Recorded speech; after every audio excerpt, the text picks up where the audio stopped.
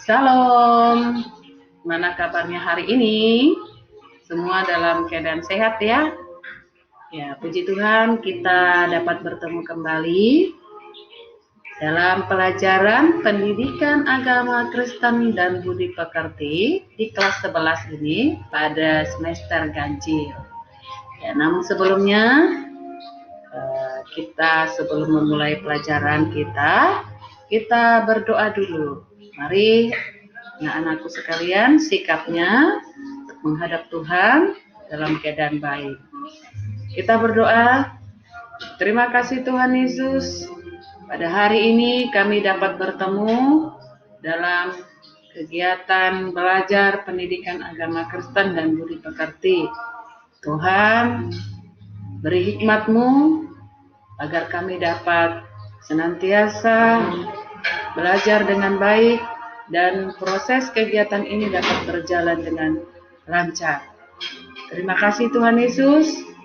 Biarlah Kau yang boleh campur tangan di dalam kegiatan pembelajaran kami ini dari awal, pertengahan hingga akhirnya.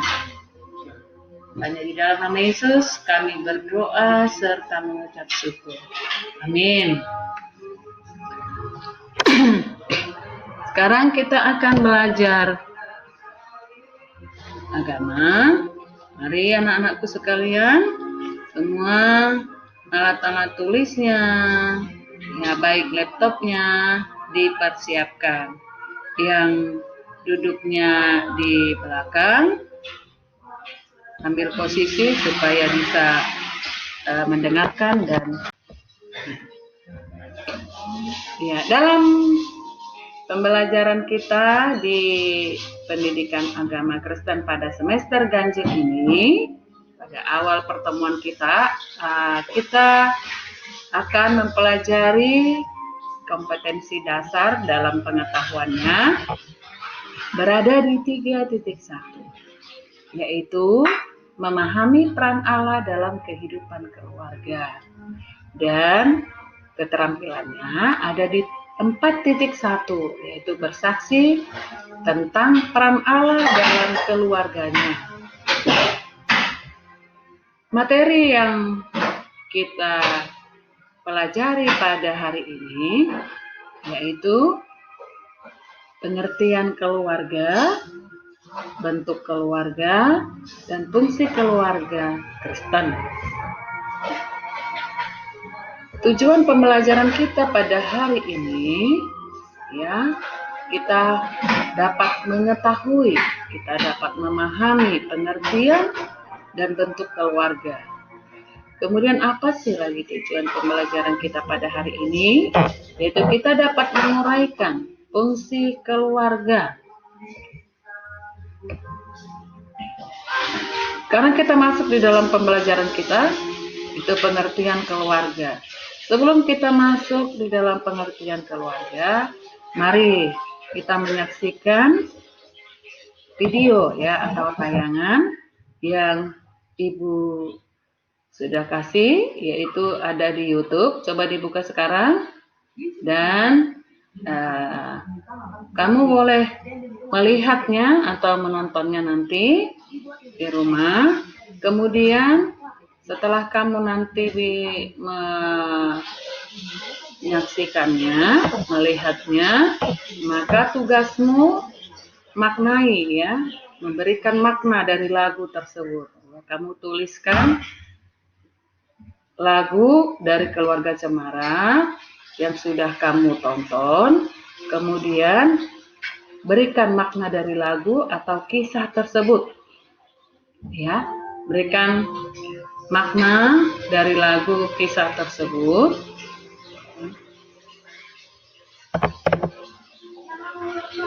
Meskipun kisah tersebut merupakan kisah yang lama ya, namun nilai moralnya sampai sekarang masih relevan untuk diterapkan. Sehingga Bu Guru memberikan contoh tersebut karena ini adalah sangat relevan dengan kehidupan kita yang sekarang. Ya. Kenapa Bu Guru ambil juga video tersebut? Ya. Kenapa itu videonya Bu Guru ambil di dalam pembelajaran kita pada hari ini ya. Itu tadi yang pertama itu ya, memang itu kisah yang lama ya, Bu Bulani, sekali lagi itu kisah yang lama ya. Tetapi ada banyak nilai-nilai moral yang sampai sekarang masih relevan untuk diterapkan di dalam kehidupan keluarga. Dan kisah tersebut juga mengajarkan nilai-nilai dan mengajarkan prinsip-prinsip dalam kehidupan ya yang sangat terpuji. Meski hidup sederhana ya, di dalam keluarga Cemara itu selalu menanamkan pentingnya nilai kejujuran dalam keluarga. Dan kisah tersebut juga merupakan replika keluarga ideal yang penuh kasih sayang meski hidup serba pas-pasan ya. Jadi itu mengenai kisah keluarga. Jadi sekarang kita masuk di dalam pengertian keluarga ya. Kenapa ada keluarga itu ya? Kenapa dia dikatakan menjadi keluarga? Karena kita melihat ciri-cirinya ya. Kita melihat banyak sih definisi keluarga dari para ahli ya. Kita tidak nanti kamu baca bukunya ya, baca bukunya di Pendidikan Agama Kristen Budi Pekerti yang dari Dikbud, nanti boleh dibaca untuk lebih jelasnya ya. Bu Guru hanya menjelaskan bagaimana ya rumusan-rumusan keluarga dari beberapa para ahli. Kenapa dia dikatakan menjadi keluarga? Karena di dalamnya ada kelompok, ada persekutuan sosial yang paling kecil. Dan kenapa juga dia dikatakan menjadi keluarga? Karena di dalamnya ada terdiri dari 2 atau lebih individu, ya, diikat oleh hubungan darah, diikat oleh perkawinan atau adopsi. Dan di dalamnya juga ada persekutuan yang berawal dari 2 orang yang berbeda jenis kelamin. Itu dia mengenai keluarga definisinya. Sekarang kita melihat bentuk-bentuk keluarga. Di dalam masyarakat ya ada 2 bentuk keluarga. Yang pertama yaitu keluarga inti.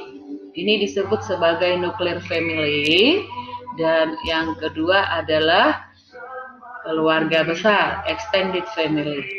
Keluarga inti ini yaitu terdiri dari ayah, ibu, dan anak-anak. Sedangkan keluarga besar itu yaitu yang terdiri dari semua orang yang berketurunan dari kakek dan nenek yang sama ya, termasuk keturunan masing-masing istri dan suami. Atau keluarga besar ini juga adalah keluarga inti tadi ditambah dengan kerabat lain yang memiliki hubungan erat atau hubungan darah. Ya. Misalnya kakek, nenek, paman, bibi, sepupu, dan kemenakannya seperti gambar tersebut. Kemudian kita melihat lagi sekarang mengenai fungsi daripada keluarga. Fungsi keluarga itu ada beberapa. Yang pertama yaitu fungsi biologis, fungsi sosial, fungsi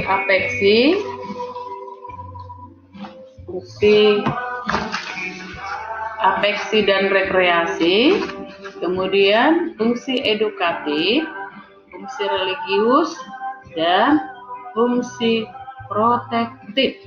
Ya. Fungsi biologis ini yaitu pemenuhan biologis, artinya di sana akan menghasilkan keturunan, memenuhi kebutuhan gizi keluarga, serta memelihara dan merawat anggota keluarga. Fungsi sosial anak-anak, artinya yaitu di dalam keluarga itu ada pembentukan kepribadian anak ya. Di dalam fungsi sosial ini anak-anak diperkenalkan pola tingkah laku ya. Kita masuk di fungsi keluarga ya. Fungsi keluarga di sosial. Fungsi keluarga sosial, fungsi daripada keluarga ini adalah berhubungan dengan pembentukan kepribadian anak. Dan di dalam keluarga itu dikatakan dia menjadi fungsi sosial karena di dalamnya itu diperkenalkan pola tingkah laku seperti sikap, keyakinan, cita-cita, dan nilai-nilai yang dianut oleh kelompok sosial atau kelompok masyarakat. Fungsi afeksi ini berhubungan dengan rasa, yaitu misalnya rasa kasih sayang, keintiman, perhatian, dan rasa aman yang tercipta dalam keluarga. Jadi ada di fungsi afeksi. Ketika misalnya orang tua selalu bertanya, memberikan kasih sayangnya kepada kamu, nah itu artinya bahwasanya keluarga itu mempunyai berfungsi sebagai afeksi. Fungsi edukatif ini berkaitan dengan pendidikan untuk anak sesuai dengan tingkat perkembangannya, serta menyekolahkan anak untuk memberikan pengetahuan, keterampilan yang sesuai dengan bakat dan minat anak. Contohnya, ya, orang tua itu atau papa mamamu itu kan menyekolahkan kamu dari mulai PG mungkin, playgroup, ya, TK, anak-anak, SD, SMP, SMA, bahkan sampai kepada perguruan tinggi, dan kamu sampai mendapatkan cita-cita yang kamu inginkan. Itu fungsi edukatif. Fungsi religius ini mendorong dikembangkannya seluruh anggota menjadi insan-insan agama yang penuh ketakwaan kepada Tuhan Yang Maha Esa, serta menunjukkan penghayatan dan perilaku nilai-nilai agama, ya.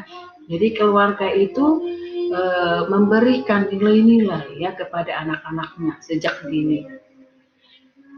Fungsi protektif, fungsi ini bertujuan agar memberikan tempat yang nyaman bagi anggota keluarga. Dan di fungsi protektif ini juga diberikan perlindungan secara fisik, ekonomis, maupun psikologis bagi seluruh anggotanya. Nah, kemudian setelah kita mengetahui tadi, ya, pengertian keluarga, bentuk keluarga, dan fungsi keluarga, sekarang kita belajar tentang bagaimana peran Allah di dalam keluarga. Bagaimana peran Allah di dalam keluarga? Kita melihat dulu, ya. Yang membentuk keluarga itu siapa? Ya. Jelas, ya, yang membentuk keluarga itu adalah Allah atau Tuhan sendiri. Nah, jadi kita melihat dulu Tuhan menciptakan manusia sepasang, yakni laki-laki dan perempuan. Nanti baca kitab Kejadian 2 ayat 21 sampai 25, ya. Manusia diciptakan berbeda-beda tetapi satu kesatuan. Artinya manusia diciptakan dalam dua jenis kelamin. Manusia sama dan sehakikat, namun diciptakan dengan fungsi yang berbeda. Kenapa? Agar saling mengasihi, saling melengkapi, ya. Nah, jadi dalam perbedaan itu manusia menjadi satu persekutuan yang luar biasa karena saling membutuhkan dan saling mendukung. Nah, inilah yang disebut dengan keluarga. Jadi keluarga Kristen itu harus beribadah kepada Tuhan sebagai bagian pokok dari keberadaan keluarga Kristen. Karena Tuhan sendiri yang membentuk keluarga, tentu Tuhan Allah berperan dalam keluarga.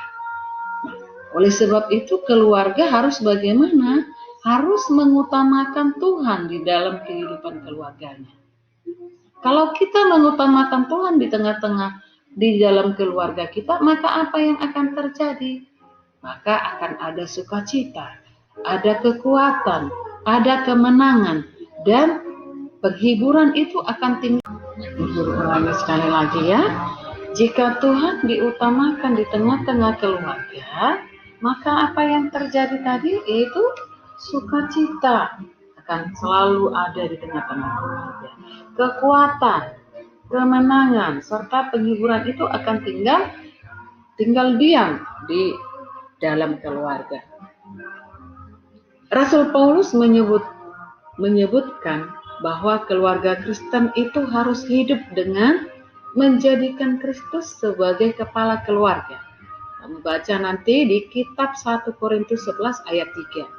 Kenapa? Karena Tuhan Yesus sendiri adalah secara pribadi sangat mengasihi dan memimpin keluarga. Nah, ini nampak ketika ia mulai menyatakan diri sebagai juru selamat. Ya. Di mana? Yaitu kita melihat di pernikahan di Kana. Ini adalah mukjizat yang pertama yang dilakukan oleh Tuhan Yesus. Baca kitab Yohanes 2 ayat 1 sampai 11. Di pernikahan Kana ini tampak di sana ketidakmampuan kedua mempelai karena kekurangan anggur. Namun ketika Tuhan Yesus turut campur tangan dan memberi pertolongan, mukjizat besar terjadi. Apa itu? Air berubah menjadi anggur. Nah, demikian juga di tengah-tengah keluarga. Jika Tuhan Yesus ada di tengah-tengah keluarga, maka keluarga Kristen itu pada masa kini akan ditolong dari segala kesukaran, dari masalah, dari kekurangan, dan dari dosa-dosa. Nah, itu peran Allah dalam keluarga. Nah, kalau tadi Allah sangat berperan di dalam keluarga, maka kita melihat bagaimana keluarga itu yang sudah melibatkan Allah di dalam keluarganya. Kita melihat ciri-cirinya, ciri-ciri keluarga yang melibatkan Allah dalam kehidupannya. Ciri-cirinya yang pertama yaitu menjadikan seluruh ajaran Allah sebagai acuan hidup berkeluarga.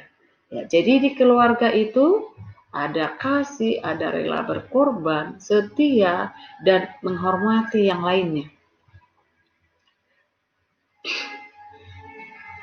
Apalagi ciri yang kedua, kalau dikatakan keluarga itu sudah melibatkan Allah di dalam kehidupannya, ketika keluarga itu sudah mengandalkan Allah dalam berbagai kondisi dan aspek kehidupan keluarganya.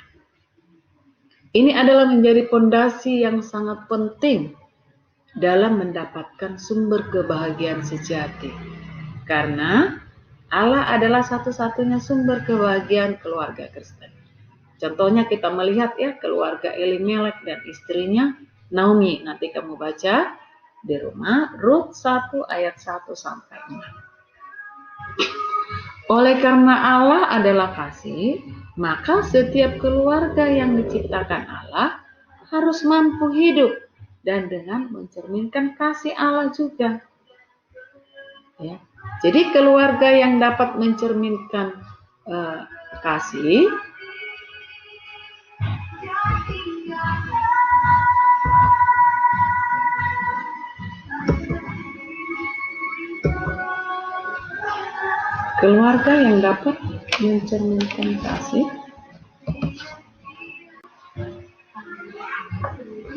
kita sudah belajar mengenai ciri-ciri keluarga yang melibatkan Allah yaitu guru ulangi. Yang pertama menjadikan seluruh ajaran Allah sebagai acuan hidup berkeluarga. Yang kedua, keluarga yang mengandalkan Allah dalam berbagai kondisi dan aspek kehidupan keluarga. Dan yang ketiga adalah keluarga yang dapat mencerminkan kasih Allah. Keluarga yang dapat mencerminkan Allah artinya di sini bahwasanya keluarga yang melibatkan Allah dalam kehidupan berkeluarga. Mereka mampu mencerminkan kasih Allah secara utuh. Kenapa? Karena Allah adalah kasih. Maka setiap keluarga yang diciptakan Allah harus mampu hidup dengan mencerminkan kasih Allah. Nah, itu dia mengenai ciri-ciri keluarga yang melibatkan Allah dalam kehidupan keluarga. Nah, secara Alkitab dan teologis, ya kita melihat lagi peran keluarga itu. Ya. Kita melihat peran keluarga secara dalam Alkitab maupun teologis. Ya. Peran keluarga, yaitu yang pertama adalah sebagai pusat pembentukan kehidupan rohani dari keluarga kita. Mempelajari pola-pola hubungan akrab dengan orang lain, nilai-nilai, ide, dan perilaku yang berproses hari demi hari, tahun demi tahun. Kemudian peran keluarga itu juga ya sebagai tempat bernaung kudus. Ya, maksudnya di sana adalah keluarga merupakan tempat penerimaan. Keluarga merupakan tempat pembinaan dan keluarga itu merupakan pertumbuhan yang memberdayakan anggota-anggota keluarga untuk berperan serta dalam tindakan kasih dan penyelamatan Allah yang terus berlanjut. Peran keluarga juga bagaimana? Keluarga yang mencerminkan kasih Allah secara holistik. Secara menyeluruh maksudnya ya. Jadi dalam hal ini kehidupan keluarga perlu ditata. Ya. Kenapa? Supaya mencerminkan atau merefleksikan kasih Allah yang memberikan pengasuhan secara fisik, mental, emosional, ya, sosial, spiritual atau rohani kepada para anggotanya. Ya. Keluarga sebagai pencerita. Keluarga adalah pencerita yang alami, di mana orang lebih tua, seperti misalnya kakek, nenek, ayah, ibu, ya, adalah pencerita utama untuk menceritakan karya-karya Allah di dalam keluarga. Ini adalah sebagai kabar kesukaan. Jadi orang tua yang bercerita adalah bagian dalam kebudayaan kita yang sering kita abaikan. Nah, apa sih yang kita dapatkan ketika keluarga itu melibatkan Tuhan dalam keluarganya? Ya, apa yang kita dapatkan? Apa yang didapatkan oleh keluarga ketika keluarga itu melibatkan Tuhan di dalamnya? Yang pertama yang kita dapatkan adalah berkat Tuhan. Berkat ini tidak hanya tidak hanya misalnya berbentuk materi ya, tetapi berkat itu meliputi keseluruhannya. Kesehatan, sukacita, damai sejahtera, kemenangan, umur panjang, dan kebahagiaan. Itu. Jadi kalau kita melibatkan Allah di tengah-tengah keluarga, maka itu yang akan kita dapatkan, berkat. Yang kedua, apa lagi yang kita dapatkan? Pengampunan Tuhan. Pengampunan Tuhan, ya. Artinya di sini bahwa apa lagi yang kita dapatkan ketika melibatkan Tuhan dalam keluarga? Tadi berkat Tuhan, yang kedua pengampunan Tuhan, ya. Pengampunan Tuhan ini sesuatu yang sangat indah karena selalu membawa kedamaian, keharmonisan, ya. Kalau di dalam keluarga itu ada rasa saling mengampuni, maka keluarga itu akan damai, harmonis, dan selalu menumbuhkan persekutuan dan hubungan yang lebih baik lagi. Apalagi yang kita dapatkan, keluarga dapatkan ketika melibatkan Tuhan, yaitu ada pembaharuan oleh Tuhan. Pembaharuan oleh Tuhan disebut juga dalam kekristenan sebagai hidup baru. Artinya manusia memulai kehidupan yang lebih baik lagi, ya, dan berarti di dalam Kristus.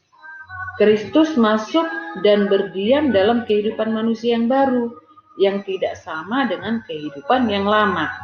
Jadi pembaharuan oleh Tuhan dalam keluarga kita itu akan kita rasakan, akan dirasakan oleh keluarga dirasakannya ketika arah dan tujuan kehidupan keluarga yang sesuai dengan apa yang dikehendaki oleh Tuhan. Ya, nah, itu beberapa hal yang kita dapatkan ketika melibatkan Tuhan dalam kehidupan keluarga.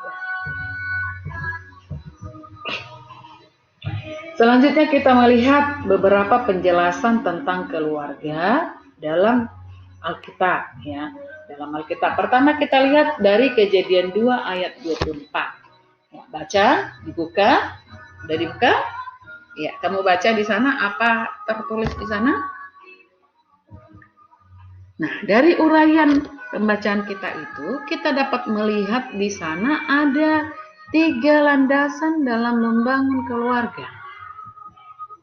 3 landasan dalam membangun keluarga. Yang pertama yaitu meninggalkan ayah dan ibu. Meninggalkan ayah dan ibu bukan berarti ya dia harus lupa, ya. Meninggalkan ayah dan ibu artinya si anak itu harus memikul tanggung jawabnya ketika memasuki pernikahan. Ya, ia bertanggung jawab secara penuh atas keluarganya yang sudah dibentuknya, ya. Dia bertanggung jawab atas keluarganya, ya, karena ia adalah menjadi kepala keluarga. Jadi yang kedua, kemudian apalagi landasannya? Yang kedua, bersatu dengan suami dan istri. Bersatu dengan suami dan atau istri artinya di sana tidak mengenal perceraian. Ya. Kekristenan kita tidak mengenal perceraian. Ya, sekali lagi Bu Guru tekankan, kekristenan tidak mengenal perceraian. Kenapa? Karena perceraian bukanlah rancangan Allah dalam pernikahan. Allah membenci perceraian, ya Bu Guru jelaskan ya. Allah membenci perceraian, ya. Tuhan Yesus berkata tentang mereka yang menikah, ya, di dalam kitab Matius 19 ayat 6 dikatakan di sana, demikianlah mereka bukan lagi 2 melainkan 1. Karena itu apa yang telah dipersatukan Allah tidak boleh diceraikan manusia. Ya. Kamu pelajari itu ya kalau nantinya kamu akan membentuk keluarga. Jadi hanya maut yang bisa memisahkan mereka. Jadi tidak boleh ada kata perceraian. Makanya hati-hati untuk memilih pasangan hidup ya. Minta berdoa dan tuntunan Tuhan ketika kamu akan masuk di dalam ingin memulai hidup yang baru. Yang ketiga, apalagi landasan-landasan yang ada di dalam Alkitab dalam membangun keluarga, yaitu keduanya menjadi satu daging. Ya, keduanya menjadi satu daging. Ya, artinya di sana tidak ada orang ketiga. Jadi satu daging itu merupakan aspek hubungan seksual di dalam pernikahan. Hubungan intim adalah anugerah Allah yang kudus. Tetapi hubungan intim ditempatkan. Ya, hubungan intim adalah anugerah Allah yang kudus. Kenapa? Karena hubungan intim itu ditempatkan Tuhan hanya dalam kerangka pernikahan kudus. Ya. Hubungan intim adalah dosa jika dilakukan di luar kerangka pernikahan. Nah, sekali lagi Bu Guru jelaskan, hubungan intim itu ditempatkan Tuhan hanya dalam kerangka pernikahan kudus. Nah, hubungan intim adalah dosa jika dilakukan di luar pernikahan. Ya. Karena telah menjadi satu daging, maka dalam keluarga Kristen tidak ada pihak ketiga. Jadi kalau hubungan intim dilakukan tanpa ada ikatan pernikahan, maka akan melanggar perintah Tuhan. Disebut dengan perzinahan, zina. Kemudian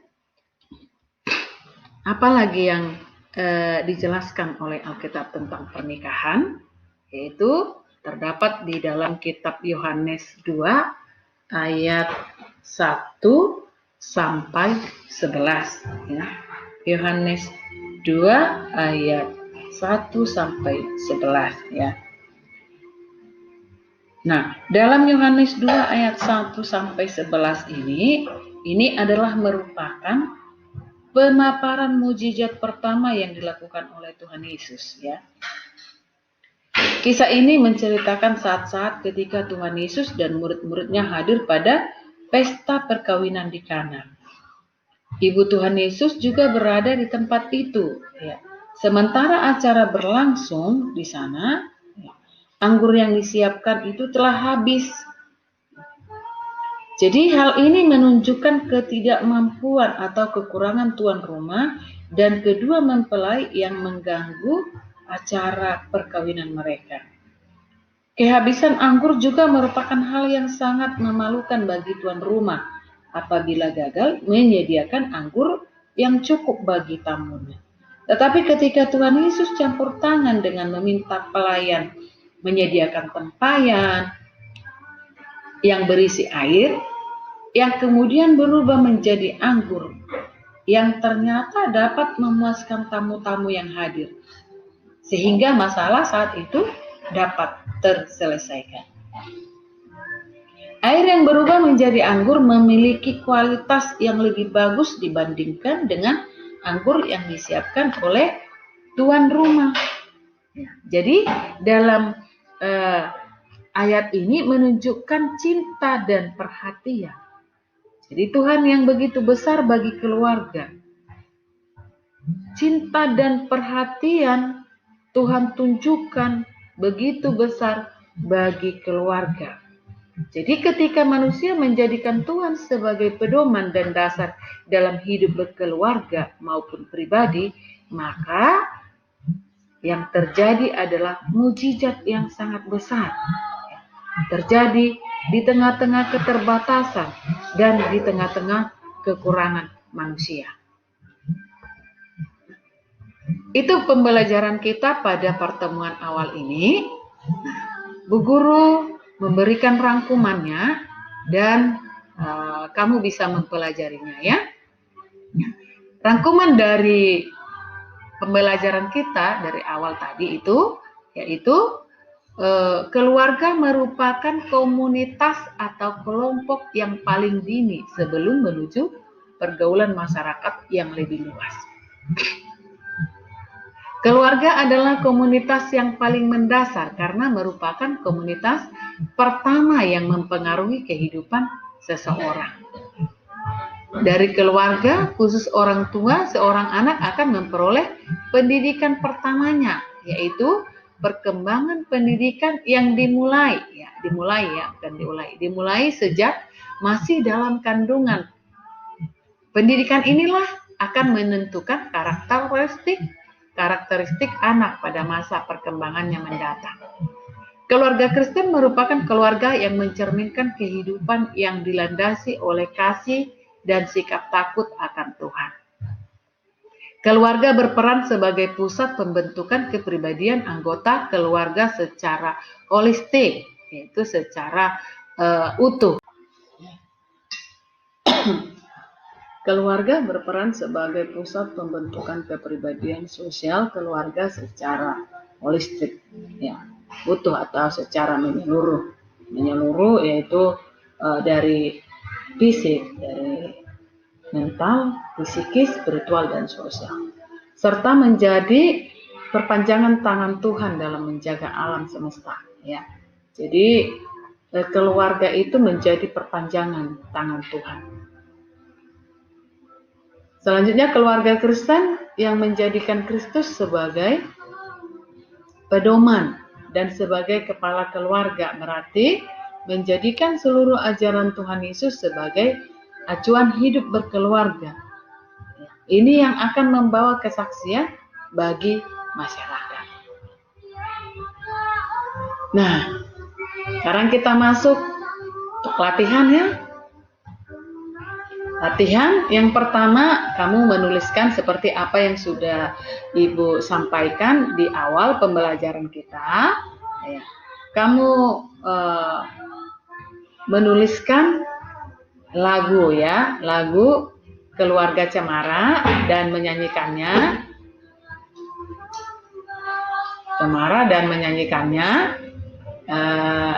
Kemudian kamu mendengarkan kisahnya ya dari YouTube yang sudah Ibu Guru sampaikan itu. Nah, kemudian berikan ya. Setelah kamu tuliskan lagu itu dan kamu menonton kisahnya yang sudah Bu Guru kasih dalam YouTube-nya, lalu berikan komentarnya, yaitu maknanya. Makna dari lagu tersebut dan dari kisah keluarga Cemara yang sudah kamu saksikan atau yang sudah kamu tonton. Kemudian yang ketiga, ya, kamu bersama dengan temanmu, ya, memberikan pendapat ya tentang